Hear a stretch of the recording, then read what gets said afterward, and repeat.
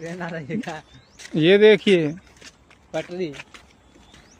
ये है हमारा फरहान। देख लो भाई, अभी शॉर्टकट के चक्कर में ये हमको रोड से छोड़ के ट्रेन की पटरी पे होके ले आया। अभी लड़ने में बच गया। अभी यहाँ पता चला ट्रेन की पटरी पे 4-5 जगह पे ये जो बुलेट हैं ये निकले हुए हैं। आगे मैं वीडियो में बताऊंगा, देखना रेलवे वालों की कितनी ज्यादा लापरवाही चल रही है। आम आदमी कभी भी ट्रेन का एक्सीडेंट हो सकता है, कभी भी बड़ा हादसे का रूप ले सकती है। वीडियो में देखो आगे कई जगह पे बुलेट खुला हुआ है। ठीक है, रख दे माही रख दे।